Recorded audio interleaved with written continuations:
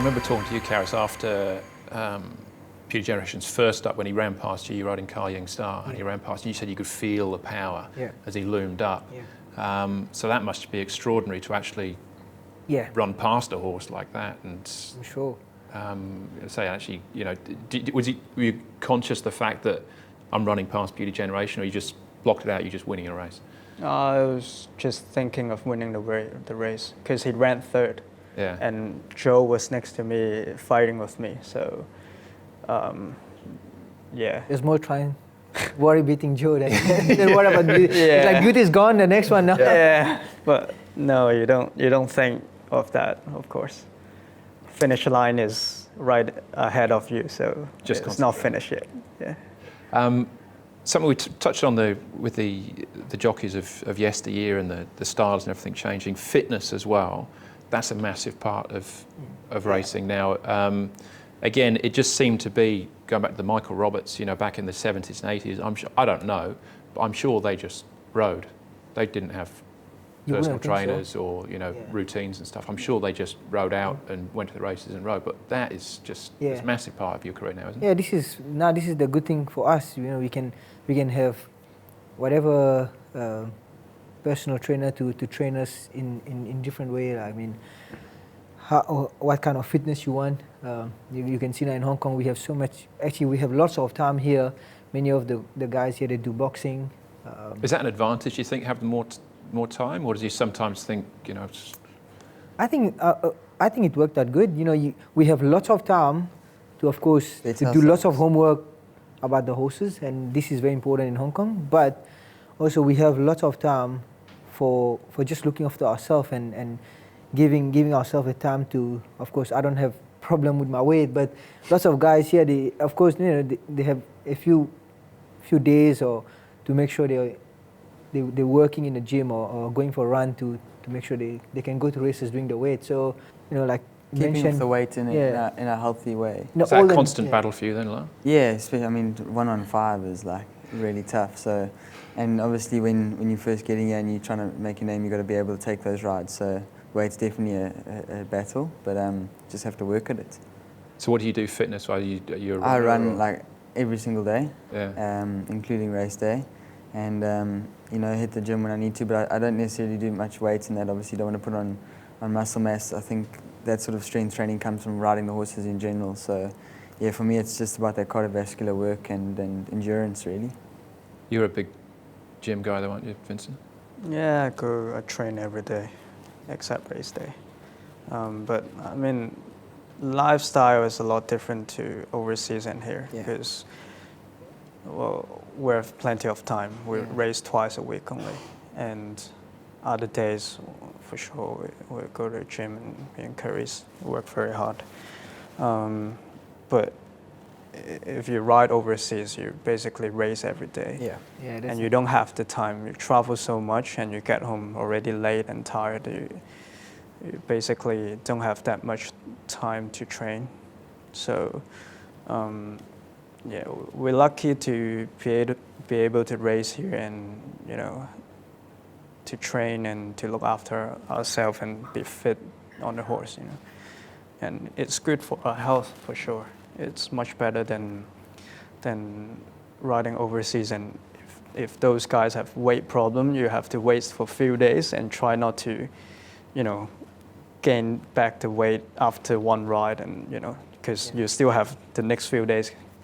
And it's not easy, but for here is, you know, for us it's good for our health, and you know, and we perform much better, I think.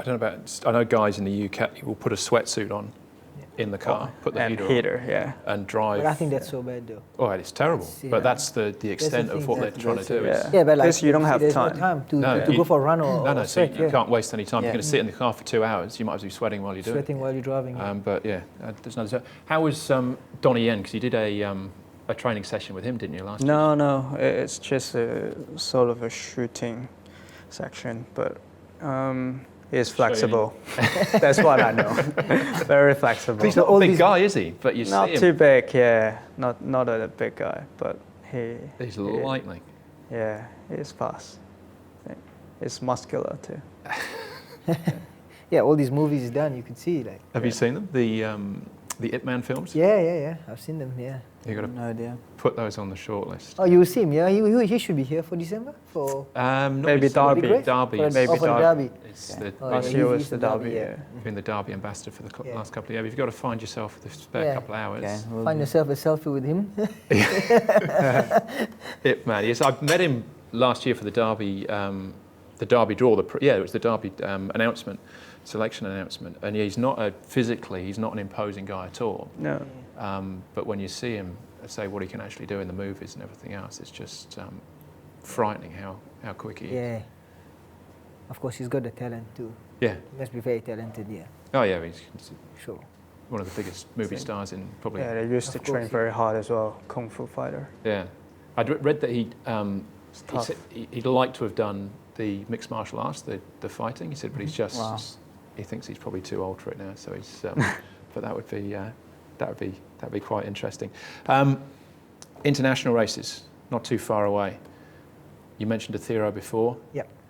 Huge win. Mm-hmm. He goes up 4 pounds for that win, carries 117, which you could do with an exercise saddle. With the breakfast. But John Moore he's always said right from the very start, he's Zach's right, so Zach's on a diet. I tried to call Zach to take him for dinner, but he know my call a few times. So. Just sending pizzas right to the house. It's a shame that I cannot keep the ride. But it's not a big loss for me because I was always warned and told that whatever happens, Zach will have the first choice on the horse.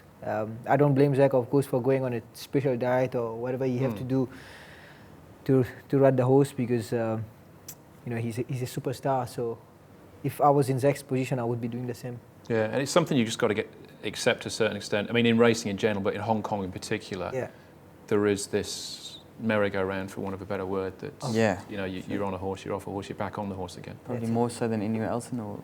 Yeah, it's. But for me, what was good is I got a chance to ride him. You don't know later what will happen. That's how lucky I was to be able to ride Able Friend. Yeah. And won a few Group 2 on him. So it was good. And even on Design on Rome, every time I was just even being the jockey, just sometimes they would be like, "Oh, you're keeping the saddle warm," and I would just end up winning the race, and then get a chance to ride him again. So. Yeah. Of course, it's not easy to keep a horse, a very good horse like those big name in Hong Kong for one jockey, because of course there's lots of good riders here, lots of good jockeys that fly in and out. So it's very easy for you to be taking off a horse, You but just grab every opportunity with both. 100%. Yeah. What's it like when you've got to make that decision? You've got two horses going for the one race, and the trainers or the owners, they say, it's your call. Do you find sometimes you're going with your heart, or can you always go with your head? Is it difficult to make that? It is one of the hardest decisions, because at home, like I said, some of the good horses just don't show you as much. But when you get down to it, I think you've just got to seriously look at it and maybe be a bit more logical in your approach, because when you go with your heart, sometimes obviously you can make the wrong decision. You might have a better relationship with one, and the other horse is proven at that stage. So yeah, it's still one of the toughest decisions, and the jury's out on how you approach it. But it is a tough one, and you just hope you've made the right decision. You see the top jocks, they have it all the time, but it's a nice problem to have nonetheless. It is. Yeah. If you've got that. Here, it's not just about the big races in Hong Kong. It's about the Class 4 and the Class 5. Sometimes you get two right offer, and they both can win. You pick the wrong one, but then you pick the wrong one, in and you feel so sick after the race. You like that, Or so you just pick one, but the draw is worse than the other. But mostly, actually, it's like 80% it happened. So you got two right, and they both can win. The one you pick is drawn 12 at Happy Valley. Other one drawn and 1. Other one drawn 1. So yeah, that's true. That's the thing we need to deal with all the time. What's that like as well? Because racing's essentially an individual sport. I know you've got the trainers and the owners, and it's always great winning a race, you celebrate with them. But otherwise, in the weighing room, you're all on your own, basically. So when something like that happens, can you be happy for the other jockeys when they win a race, whether it's a big one or a small one? I'm okay. Like, you took a while to answer. No, I don't feel bad because it might just how the race pan out, or you can't change the draw, obviously. But if you pick the wrong horse, or sometimes it's not about you picking the wrong horse. Sometimes you confirm one horse and the one maybe is better one asks you after, and you just can't ride it. And of course you feel gutted, but it is what it is, you know. Yeah, I think you'd feel gutted, but you wouldn't be necessarily jealous. Yeah, you won't be jealous. Like you just, I could have ride that one. And you're always happy if a guy win a big race in Hong Kong. Yeah. You always celebrate with them and wish them luck. Yeah, you know what I mean. You would want people to be happy for you. So if you're not like that to them, it's not going to come back. So yeah, but you see it a few times, even at the international races. You know, the jockeys pass the line. Whoever's run second, close finish. You know, see a slap on the back or reach across for the handshake. But it's got to, unless your horse. I mean, if you're on the beaten favourite, I can't imagine, if it was me, if I was on the beaten favourite, I can't imagine I'd be reaching across and slapping the other guy on the back. If I've just run second on a 40-1 shot, then I might be happy about that I've run second, sort of thing, you know. So, hey, if your horse has had every chance. That's it. It depends, you know. Sometimes, like, even when I won the international sprint, and you know, of course, in a way, where Sam Clipperton ran second, and he was gonna come out for a run, so of course I was entitled to keep my run on the outside. So because of that, he had to switch in. But even after the race, he was very happy. We were hugging each other and giving high fives. So, you know, even whatever happened, you have to understand that's racing. Yeah. Or even if you're running a favorite and you were beaten, it doesn't mean that you need to be grumpy or hate the other jockey for beating you. Yeah. You still show your respect to the other guy. Are you a good loser as well then, Lard? Yeah, I'm pretty good in that respect. Always wish everybody well after a winner.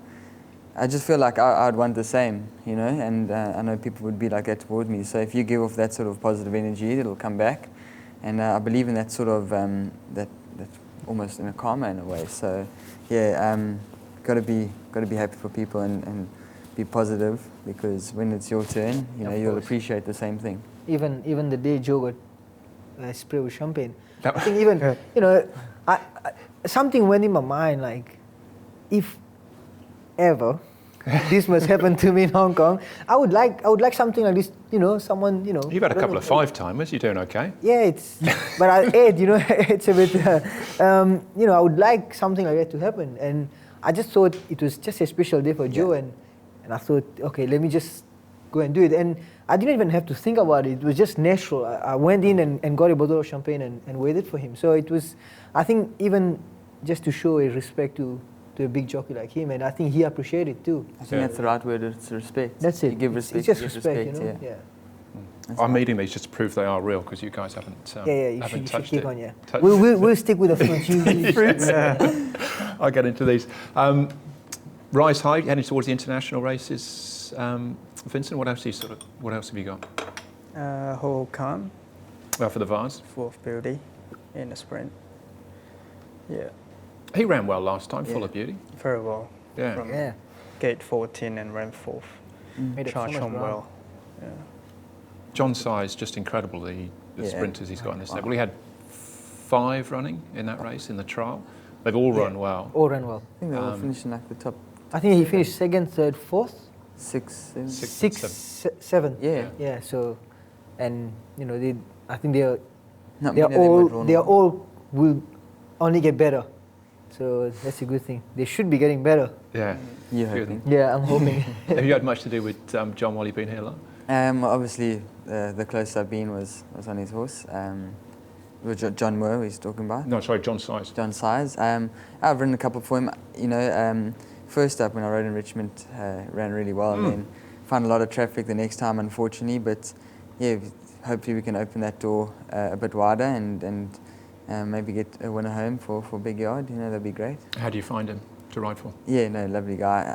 I find a lot of the way he approaches races and he breaks things down is very professional, and he's a pleasure to work with. So, yeah, no, it's be more than happy to ride for someone like him. Yeah, picking up the crumbs there, you're doing okay. Just back to Ho Khan, Vincent. He was great at the end of last season. Yeah. Sort of working towards, I suppose, the target this year. He's coming along nicely. Be an outside sort of chance, wouldn't he? He's coming along nice and, getting fitter and fitter. But 2 races before, like the first 2 races wasn't ideal because the track's probably too hard for him. Yeah. He at least, he don't feel too comfortable. So for international, I think he'll be even better because 2.4 the trip distance good for him, and well, let's hope the track is a little bit softer as well. What about the IJC night on the Wednesday before? You 2 guys are going to be riding in you'll be riding on the night, Lar, but you guys will be riding in those races. Is it? I mean, hopefully it's always a bit of fun, but is it a little bit different when you've got the guys coming? Because this year's lineup looks outstanding. Wow. This must be the toughest one and the strongest group of. It's the best one. That's what you want. It must be the best one. But it's different feeling. I remember talking to Felix Kutsi the last time I rode in the IGC. I said, he was like, "How's the feeling?" And it's totally different.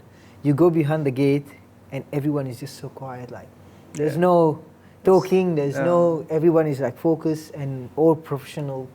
And even when they come out the gate, there's no screaming and bumping each other or anything. It's everything's clean, smooth, clean, really professional. And the pace is like and steady. Everything. So it's really, for us like young guys, getting a chance to ride in these races, just when try Ryan to learn Moore, something. Frankie is right next to you is good. Yeah. There's no people looping, or trying to close you in, or all these things. I'm like, thanks God. Class 5 mid-race move. That's exactly. If you do a mid-race move, those guys will be like looking at you. What is this guy doing? So it's pretty good to learn and just being around these big guys. But does that give you an extra kick as well? If you are, say, round a home turn at Happy Valley, you've got Ryan Moore, Frankie Dettori, and you're inside, and you're just able to hold them there. It's like, you're on my turf now, Frankie. I think I don't think I think Frankie know a lot. He wouldn't let us do that. They won in like all of the racetracks, so they know pretty well. Vincent just telling us about his ride on the international day. So Noah Thero. What are you looking forward to? John Sars was pretty good with me, so he gave me the grey horse, Hot King Prawn. So that was very good. You had a big win on him in the past. Yeah. I won the straight race. The straight race, the 1,000 meter. Seems like the horse has come back to himself. National Day Cup, wasn't it? Yes. Yeah. Yes. So that was a brilliant run behind Thero after almost a year off. And he was favourite for the sprint last year. He was 2.1 favourite, nearly even money favourite. Yeah. Like I said, he's a fresh horse. He's been off for a while, and I'm pretty sure John knows going to December he's gonna get him. He could only improve from the last run, so I'm pretty happy picking up a ride like him. That's the sprint. Anything else now? And in the mile, of course, I'll ride Kaing Star. He's been consistent. To be honest, he's improved with each and every run, and I think in December time he's gonna be at the peak and he's gonna be on top of his game. So last time, of course, we were interfered with Beauty hanging out a bit, but I think it did cost me a few lengths. Of course, even the momentum. But I just take that out and looked at the positive way that he's learned a lot from it, and he's only gonna be better. Did you say anything to Zach mid-race when he would drift back? Anything you can repeat? Actually, I was shocked. I thought I was gonna end up in a river or something. Live now. Yeah. I was like, come on, we and I could hear Joy smile, like laughing behind us and like getting a sweet position. But once you looked at it and see how Beauty was actually taking him out, and then you understand the situation. But for the first 200 meters, I was like, what are you trying to do? Like, really? Then in the 2000, I'm riding Tamwop. I stick with Tamwop because I think he's a horse that he could surprise people. Yeah. His last run was not the best run. We went a bit fast, but that's a way ride him, to let him get up in front. But I think, you know, on a big day, if he could get his own way in front and the way the track maybe run from the front and he could have a chance. I'm not saying he's gonna go out and win the race or it's a strong race, but you know he could be a horse that will not disappoint people. Yeah. I love Time Warper. He's an old favourite of mine. He just he's like a warrior, rhythm, you know. Just keep going, keep grinding it out. That's it. You picked up anything up, Lara, for the big day? Yeah, the bench at the moment, so let's see how that goes. that got a chance. That could be favourite. You don't need to sweat for that one. On Beauty Generation then, so you can look at it objectively, looking from the outside looking in. I know you weren't here last season to see, it was just amazing to see him develop last year. He was just unbeatable, nothing could get near him. When you look at him now, do you think he's still the one to beat in the mile on International Day, or have they got his measure? I think it'd have to be. Obviously, you got to see what the internationals are. I haven't necessarily looked into international horses' form at this stage, but they'd probably be, in my opinion, the only ones who could beat him. Really, you know. Obviously, the weight's playing in his favour with the local horses again, and. Might have taken the gloss off him his last 2 wins, but you know they say form is temporary but class is permanent, and he's obviously a class horse. He's not one of the best, or if not the best mile in the world for a reason. So yeah, he's spectacular, and you know he only has to be 90% of himself, and he could pull it off again. So yeah, he's an incredible horse, and he would have to be the one to beat still. Yeah, I find myself looking at it now. We don't know the draw and all those sort of things and the conditions on the day. But I look at the race now and I'm second guessing myself. You know, if he bounces back, he blows them away. I think it's time to go, is it? Yeah, I think. Nearly. It's a chicken behind. It's lunchtime. It's lunchtime. And I think if he comes back, he blows them away. But if he doesn't, then he's, you know, the riding was there for you. It was obvious. You know, he's been beaten twice. They beat him again. Yeah, you know. Of course, what he's done last season, I don't think you'll see any horses soon will be coming and do that. Of course, it's even what he's done last season. It's difficult for him to keep. For me, it's difficult for him to keep performing the same way this season. Even you can have him in the top form or he can be at his best, but just genuine speaking now, you got young horses coming up. Even last time, of course, the weight different. But Wakuku and of course Sky Star, they're all young horses that fresh, that still have lots of power to show. So, of course, I'm not saying anything bad about Beauty Generation, but he's still a champion and he's still a very good horse. He could pull it off coming to the big day. He did it before, but it's gonna be tough. There's a few horses from outside. Like I said, each and every year races keep getting stronger. Yeah. So yeah, it's gonna be interesting to see what he does. I think that's probably a sign for us to start to wind things up. Everyone's happy, everyone's healthy, everyone's good. Very good, yeah. Getting married 6 months? Yeah, 6 months, more than 6 months. Next year July. It's a lot of planning, but I'm glad Xavier's dealing with all these. And you've got my new address, haven't you, for the invite? Yes, yeah. I do. All right. Oh, I thought that was the old one. I sent an invitation to the old one, so you didn't get it. All right, well, I'll pick that up. I was saying to myself, why did you not reply? I'll find some time. Lal, you're here with your girlfriend? Yeah, that's correct. How's she enjoying Hong Kong? Yeah, she's fitting well. I think can get a little bit bored at times, and I'm always busy, because it can be quiet, but it's really good for me to have someone here. It's a rock to be with, especially in a competitive environment. And I can see why Carice is tying the knot because he doesn't want to lose her. So, but it's like I said, it's really good to have someone there who's a rock and someone to support you always. And I'm appreciative of her support as well. But just finding out in Hong Kong, you got to have a partner. Just being a jockey, and we've seen it like in a few years, even back. If you're here alone and you have a bad day at races or whatever, you don't want to see the whole lot's face. You're sick of everybody. Yeah. But you just want to be in your corner, and you get home and you want to feel comfortable. And I think it's so important to have someone that, like Lal saying, could stand by you and be there and make you just feel good and kick on again for tomorrow. So yeah. Yeah. If you're walking back into your flat switching on the lights, empty.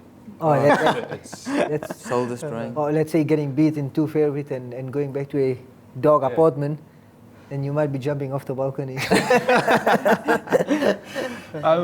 Do you wish you lived in Racecourse Gardens with these guys? You're happy? I'm happy to be away. We don't want him here anyway. Yeah. Then he's going to take all our rides. Yeah. But yeah, I'm happy to be away. And you have a life outside of racing as such, because this is your home. All my friends are mostly outside from school and that, because I think you gotta have a life outside of racing and get your mind off sometimes. It's huge pressure here. I can't imagine if I even leave here. It's like 24/7 pressure. It will be. So I'm happy to be an outlet. Yeah. I'll probably just close the door and be by myself. But I'm happy to be living just outside of racecourse. Well, I think we're just about done. Anyone any questions for me before we wrap things up? Not really. Nothing. And you, how you feel? Nothing. Yeah, how are you feeling? Are you ready for the Are you happy to see us? Absolutely nothing. I am very excited. The next couple of weeks is, it's real way is Christmas, isn't it? Anyway, but it's brilliant. All the horses, all the You can feel the atmosphere coming into these big races. Yeah, it's brilliant. And what your thought about the big races? What about the horses coming in? Almond-Eye. I mean, she's just. There we are. If she turns up in the form that she has been, she's at her very best. I saw her in Dubai for the World Cup meeting, and I don't even think she was 100% for that, and she was still way too good. But this is different, somewhere new. So she's obviously a big draw card. I think we'll take the world beating in the sprint. Not entirely sure which one. I know Athira was very impressive, but the sprint stays at home. Japanese milers look good. I think the Vars probably stays at home as well. Exalton. Yeah, the way he won the other day. Yeah, he's going pretty well. Isn't that Japanese sprinter quite good though? Yes. Yeah. I just find it. I think it's very hard. It's always difficult because I think Hong Kong has been always so strong in this. Yeah. You've got a lot of speed, Hong Kong speed. And there's so many chances. And the mile. Yeah. Beauty Generation or someone else, basically. But I haven't quite worked that one out. And just going back to the Christmas, you got my address, right? I have got your address, yeah. It's just right here. It's right there, right outside. So I'll just leave it. We all near each other. Yeah. Well, thanks for that, guys. A lot of fun. Best of luck over the next coming weeks and the rest of the season as well. Hopefully we can do this again. Thank you. That's it for our very first roundtable discussion. Our thanks to Vincent, Lyle and Karis as well. Hopefully we've got some more coming up in the near future as well, so tune in for that.